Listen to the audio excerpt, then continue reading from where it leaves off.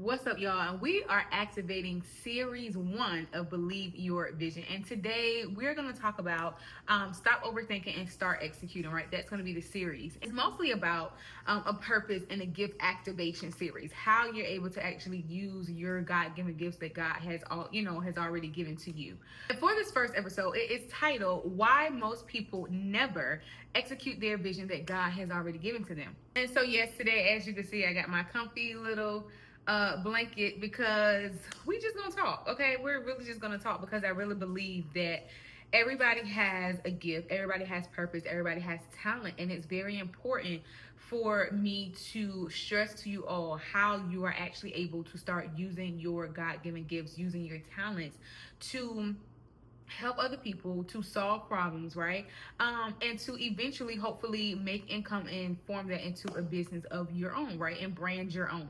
So most people are not lacking the talent, right? They're actually lacking the courage to actually officially, finally execute that God-given vision. So the first point I want to talk about is most people kind of already know that they are gifted, right? And some of the ways that I personally figured out how I was gifted was every job that I had, I didn't stay long. What I mean by that is I used to actually work for, I'm not running down my whole resume, but I am going to give you a few jobs that I did do and how long I stayed. According to which job it was, right? So back in the day, I used to work for Chuck E. Cheese. I was a manager. I also was a birthday coordinator. And so I love kids. So any job that I had that dealt with kids or dealt with, helping solving problems or encouraging, children or things of that sort, I stayed. And let me also add that most of those jobs, I was in some type of leadership role, right? I was in a manager role, I was in a leadership role, something of that leadership, skill, always played into play. So I worked at Chuck E. Cheese for roughly about 4 years. Started off as a birthday host, right? So I started off there, and then I moved up to the actual coordinator, meaning I was the lead of all of the birthday hosts, right? Coordinated them, hosted them, scheduled them, all of that. Then I moved up to an actual lead for the particular store that I was actually at. They called that Team 2. And then from there, I actually moved up and became an actual manager of the officials of that particular store. So that was my very first manager job. And I'm not getting off topic, but I want to tell you these things because all of this lines up with figuring out what your gift is. Okay, so keep that in mind. That wasn't my first job, that was my second job. So my very first job, I worked at a fast food restaurant. I was there for roughly about 3 years. Then we went to Chuck E. Cheese, so it was about 4 years. After that, I kind of went everywhere. Honestly, I worked at a few. I worked at a debt collection agency. I worked at, which was a call center. I did another call center. Those two call centers, I was only there for roughly about a year or so. From there, I ended up going back into dealing with kids. So I did work for the YMCA for about 2 to 3 years. I started off as like a regular counselor, then I moved up to a psych director. So here we go again, moving up, dealing with kids. And then I ended up I was actually back and forth in the school system here and there. So all throughout those jobs. Then I finally stayed at one school. And I did a lot there. I started off as a teacher assistant. In the process of that year, I actually started to work in the office. So I was doing like admin work, right? And then my love for interacting with the kids was like gone, right? So I was like, I want to kind of get back in the field, right? I kind of want to get back in the field and do something with the children. So I ended up going back. Long story short, I kind of bounced back and forth in that same school because it was just like, I know I'm called for more. I don't really want to teach, but I do still want to do something when it comes to kids. Mind you, I still always had this vision of starting my own youth mentoring program, right? So from there, I'm like, okay, I'm just going to leave and I'm just find something else, right? Because financially I couldn't do it, right? I wasn't making enough doing that to pay the things I need to pay. So I left there, got another job that was like another call center job, right? Was working from home. I stayed there, y'all, like 6 months. I stayed there 6 months. And I was like, you know what? I'm gonna go back into school. I'm gonna go back to school. Went back to school. School literally did the exact same thing. Stayed for a year or two. Left again. Went back to another call center job. And I say all of this to say I kept leaving the very thing that I knew I was passionate about, which was the kids. It was not necessarily the school system in general, but just the interacting with the kids, like the passion that is, the passion and the purpose that I have, right? And so I just literally kept going back and forth, and I brought up the Chuck E. Cheese part because, as you can see, I was dealing with kids then. That was back in like 2012. So more than 10 years ago, right? And I'm telling you this because you see how all that lines up. This is now 2026. And so the passion that I had back then, I still have now. So I'm saying this because I want you to know that most of the time, the gift that you have is that very thing that you either keep going back to, or is that very thing that people are always calling you for, is that very thing that literally comes naturally to you. And eventually I end up leaving the school system. I had started and most of y'all know the story already. I started a STEM mentoring program within that school, did it for 2 years, and then I branched out and I did my own. And I ended up stopping it just financially, right? I had left the full corporate 9 to 5 job. I was trying to do the mentoring program, and I did it for six weeks for the summer. But then after that, financially, things just wasn't working out as planned. So I had to, end up pivoting elsewhere, but the assignment is still the same.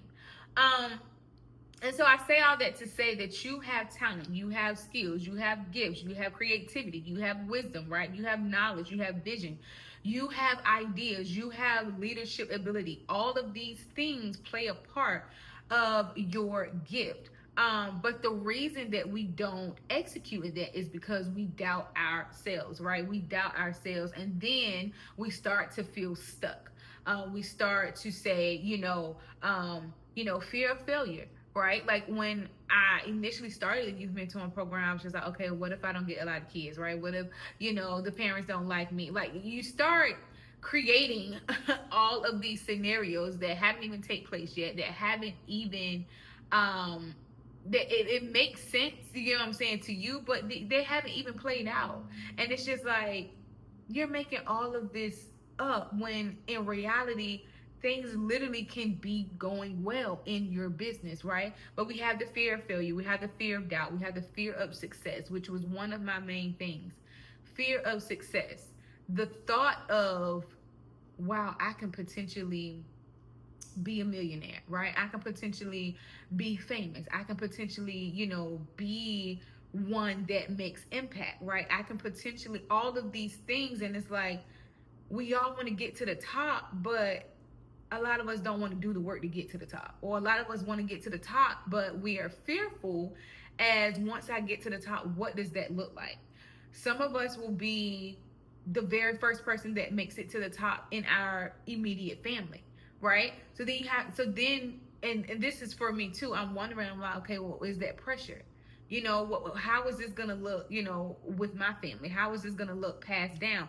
And so you have all of these things because you are afraid of the success. You are afraid of the judgment. It's not that you don't want the success, because we all want it, but it's like, you see these famous people on TV, and you see they're famous and they're successful, but sometimes they have to go through, the people talking about them and being on headlines and things of that sort. And it's like, oh, do I want to do that? Do I want to put myself out there? Sometimes we have to eventually end up putting ourselves out there in order to even be successful. So sometimes we fear that we're not good enough. And all of these are just, different forms of fear, but it delays the purpose. Forms of fear, but it delays the execution. Forms of fear, and it creates procrastination, hesitation. And so we never fully step into what we're actually called to do and called to be. When it comes to overthinking, because I'm an overthinker, I'm gonna just say that outright. I am a overthinker. And when it comes to overthinking, a lot of times we overanalyze things, right? We wait too long to hear or to try to get that right answer. We try to seek perfection, right? We try to ensure that every single thing is lined up perfectly according to our will when everything eventually will be lining up according to God's will. We consistently restart. And I'm not saying all of these things because I've never done it. Like these are the very examples that either I'm working currently still working through or have already overcome. And one of the things is literally consistently restarting. I'll get an idea and I'm like, ooh, this is good. It doesn't work out in the time that I want it to. And I'm like, okay, that's not it. Restart. Restart. And sometimes it's not even necessarily about always restarting, like from scratch up. Sometimes it could just be rebuilding. Sometimes it literally can just be pivoting, right? Just literally instead of you going straight, like turn 45 degrees. You get what I'm saying? And just pivot, and go that way. Because I believe eventually you will end up in the right at the right destination, right at the right point. We just may have to take a different way or a different avenue to get there. So the fourth thing I want to talk about is how your hit and gives literally can create frustration. And it goes back to when I was naming those different jobs and things that I had. It created the frustration because I'm like, okay, even though I'm in this school system, I know I don't want to teach. I know I do not want to become a teacher. But yes, my gifts will make room for me, but there is just something else, right? There's always something else. Like I'm trying to put my finger on it. I'm trying to put what it is that I am literally supposed to be doing in this space, and not in the space of the school system, but more so in the space of getting involved with children, in the space of encouraging these kids that, may not have, the different resources at home, right? Get into this space where, and a lot of people cling to me, a lot of kids and sometimes adults cling to me with their problems. A lot of people cling to me when they're, just because they feel safe, right? They feel safe with having those conversations and things, with me. And I was thinking to myself the other day, I was just like, why is that? Not in a bad way, but I'm just like trying to comprehend, and I'm like, why is it that so many people, children and adults, literally can come to me, feel safe, with sharing the different things that they're going through, and I realized, just a lot of different things that I try to be that person, right? I try to be the one that is safe to be around. I try to be the one that, not judge people, because I'm not perfect. I do wrong, right? I don't want anybody to judge me, which of course we know people will. But I'm just saying, I try to be the one who's not going to judge other people for certain things and circumstances that they either have been in or are currently going through, because I'm not perfect either. You get what I'm saying? And so, when we begin to judge other people and judge ourselves, then we begin to see other perspectives that are not really there, if that makes sense.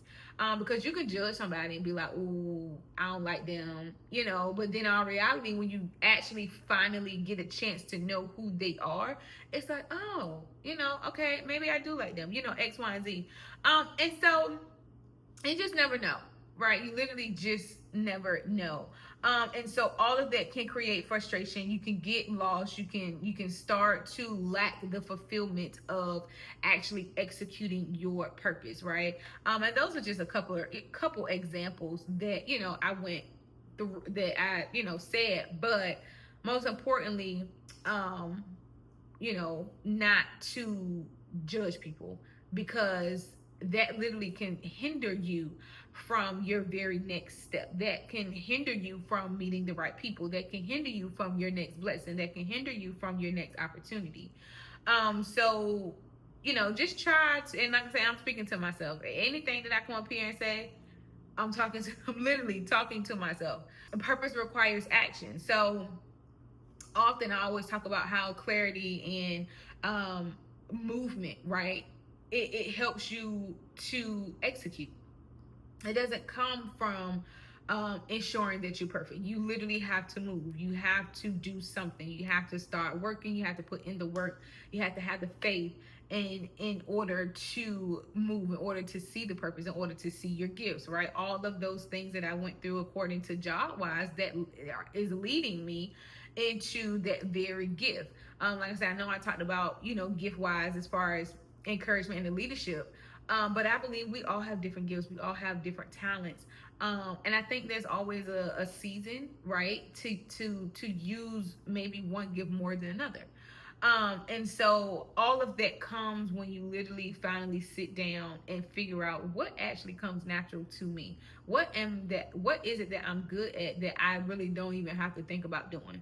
Right? What is it that I'm good at that I don't necessarily have to get trained on? I mean, it's just natural. It's just a natural flow. God gave you gifts so you can use them, right? He didn't give them for you to just say, okay, I have this gift and never use it. No, He gave it to you for you to use it. He gave it to you to help solve other people's problems. He gave it to you to, ultimately for Him to get, the glory and things out of it. You got to stop shrinking yourself, right? Stop shrinking yourself. Start speaking positivity over yourself and know that you can do it, right? Believe in your vision. Believe in yourself. Believe that you can become all that you want to be. And if you have made it up to this point, I want you to put into the comments and say, I believe in myself, right? I believe that I can do it.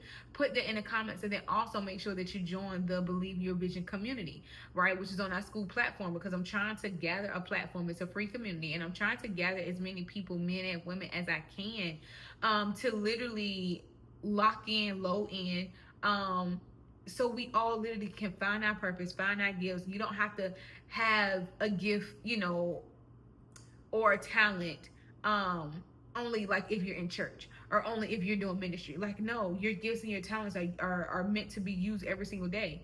I believe, whether you're in or whether you're out of the church. You know what I'm saying?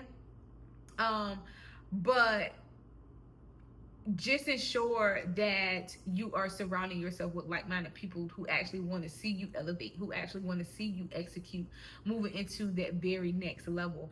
Because execution brings confidence. Execution, it builds you up, right? It literally builds you up. And as you start to do those things, as you start moving, as you start walking into your purpose, you'll start to become a little bit more confident, in yourself. You'll start to some of the weight, will start to fall off, and you'll be like, you know what, I can do this. So if you're literally tired, right, of hiding your gifts, and you're ready to actually finally execute your vision, finally execute that dream, finally execute your purpose, then I do want you to join the B.Y.V community on our school platform. Make sure that you get in there, because we are kicking off our kickoff on June 1st. Okay, so June 1st in 2026, it will be live, will be on Zoom, and it's going to be our kickoff. So we're going through a couple of things. We're going to talk about June's challenge, some ways that you guys can win prizes, and just all of the good things, right? Because like I say, I believe that you have to connect with other people, but you have to surround yourself with people who also want to see you elevate as well. So of course, if y'all have any questions, definitely let me know. If you have not already, make sure that you subscribe to this channel. Make sure that you click the bell so you can get all the notifications as to when I do either go live and post another video. And until next time, see you.